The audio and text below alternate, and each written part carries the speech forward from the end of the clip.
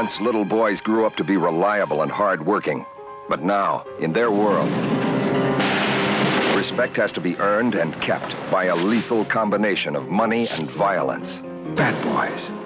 Today's video is gonna deal with the violence of the California Youth Authority.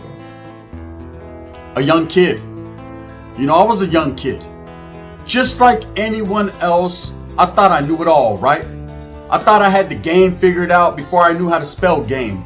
I thought I was the one. Chestone, I was gonna eventually get impressed on, all poked out peacock status, couldn't no one tell me shit, right? I was gonna maintain the game and the way I played it, and that's just what it was. Meet Michael O'Brien. I don't want you to die. Nothing's gonna happen to me. He loves JC and the excitement of being somebody that matters. We're gonna be in and out of there so fast. Like that. Bad boys. I wasn't prepared for the life and the fucking road, the yellow brick road. I followed the yellow brick road. The road I was gonna go down, I just wasn't prepared. You know, these were hurt kids that were bent on hurting people.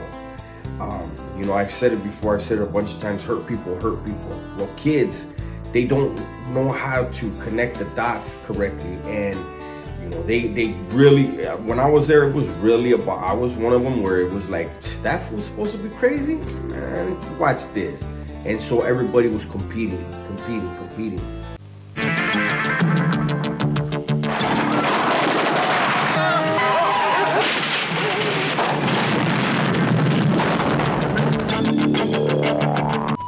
The counselor starts writing on the window, because when you get EPs, so they'll write names with like a like a grease pencil, right? They'll write the person's name, and then if you already have EPs, they add, and it's always 3 EPs. So they'll add it. So if you have 6, boom, now you're at 9. You know, you're 9, you're at 12, 15, you're at 18, whatever it is. So he starts writing on the window, the grease pencil, excuse me. And right away, why being what it is, other dudes that he was cool with, other blacks were like, say homie, he's writing on that window.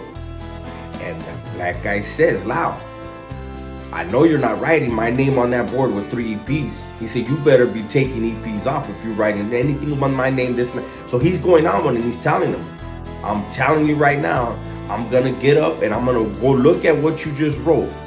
And there better not be EPs. And the cop sits back down like he was hard, right? I know his name, I just don't want to say his name because I don't know, you know, if he could, you know, do something about me saying his name. But he was like a pretty boy white cop, right? Long hair, he was a trip. And the black dude was taking his time. Like, he was laughing about it. Like, I know if you wrote anything up there about me, you better take it down by the time I get over there. And, you know, we're all troublemaking kids. So we're like, oh, yeah, check this is good. Why it being what it is, you know what's going to happen. So the cop is acting like, I'm not tripping on him, you know, whatever. Next group. Next shower group, go. Next group. And the black guy's just laughing like, this who thinks I'm playing. He gets up and he starts walking towards the office. And the cop's sitting in the office and he's like, hey, you better get back on your bunk. And the black guy keeps coming. He's like, I'm telling you, there better not be no EPs on that window for me. The cop gets up and like stands by the door. And he's like, hey, take it back to your bunk. And the black dude's like, man. So he goes up to the office and he says, he goes in his face and he goes, did you give me any EPs? And he goes, I gave you 3 EPs. Boop bop, boop bop, boop bop, bop. He whooped, he hit him with the first punch, boom. And oh my God, that cop never heard the end of it. You know what we used to always say when we see him? Oh my God. Because that's exactly what he said and exactly how he sounded. Oh my God. Oh my God.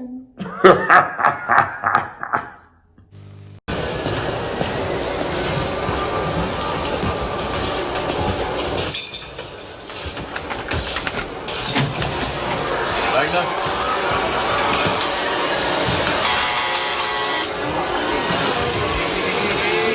YMCA time. Hey, check them out. Over here. Beautiful. I want that. Hey, shut up, Texas.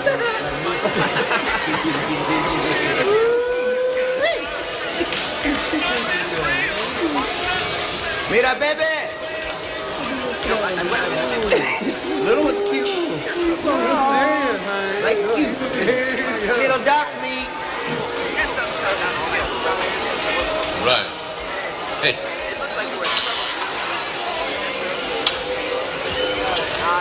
All right. This is Supervisor Wagner. Sir will also do. O'Brien, Terrell. Gentlemen, enjoy your rehabilitation. Hey, the man is over here. Can you boys read? Read this. Gang activity, 1,000 points. Sexual harassment, 1,200. Fighting, 700. Drugs and or alcohol, 1,500. Running for defense, 2,000. Smoking, 400. So anyways, I get there. There's several perros at the time, bulldogs and norteños. Bulldogs were norteños at this time. This was late 91, 92. This was 92. And I thought I had this shit all figured out. I said, so sabes que? They don't put me in a party, a holiday, you can be so right. I thought I was there with all the homeboys, which I was. But I didn't understand the YA games that were going to be played. I didn't understand where they were going to send me. I didn't understand that my life was about to be several sacrifices were going to have to be made, and the struggle, the northern struggle for the northern cause was going to be absolutely real for me. You know, to each person it's different. I've always said it, you know, you got vatos that speak in the DMs that, hey, Gun, you should have did this, you should have did that. Everyone has a fucking opinion on what I should have done and how I should have did it. But guess what? You never walked in the fucking cherry tip shine boots that I did. Sasuke, I was there, a youngster, handling my business to the best of my capabilities. Motherfuckers can't call it like an alcoholic. And yes, I wiggled to prison when I got older. And yes, I did removals and all things of that nature. But you never know what the day brings. You never know when it's your time to shine or when it's your day to get rewound. Sasuke, bam, we're gonna need you back. Anyways, so from there they moved me to Fred C. Nellis. Fred C. Nellis being down south, Whittier, Southeast LA, Sela, and of course, I'm like, fuck. You know, I'm shook up, you know, from the toes to the motherfucking forehead. I'm shook. Because now I know I'm going into the land of the Sureño. Oh yes, Sureño Kingdom will be real. You know, it's like, wow, it's like Animal Kingdom. Pero Sureños, right? This is a juvenile facility. That means you are not in charge of the zoo. We are. Come on, let's go.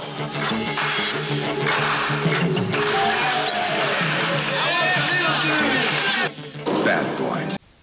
Do I really believe that prison makes you tough? No, I don't. I believe if you went through the California Youth Authority, and for those of you that aren't from California and don't know what the CYA is, the California Youth Authority, it was Gladiator school. It was prison for juveniles up to the age of 25. Yes, you could be housed in the same place. You could be 13 years old, 14 years old, housed with a 24-year-old, and that's your enemy, and you got to get down with them. The California Youth Authority made you tough, and I'm going to tell you why.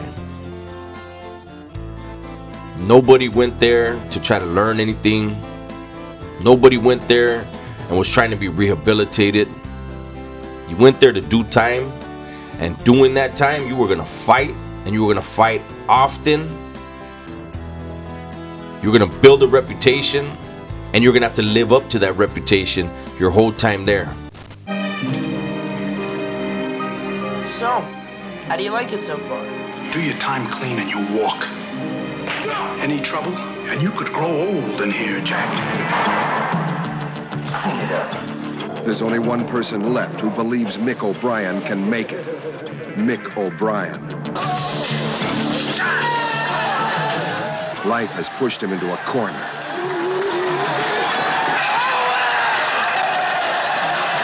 he's coming out fighting. Bad boys. In a detention center, time stands still. But O'Brien won't stand for the arrival of a sworn enemy. You know, they're betting on who's gonna kill who.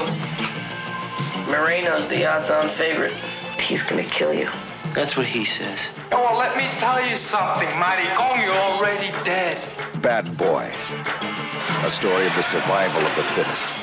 Every day is a duel of strength against weakness. Bad Boys.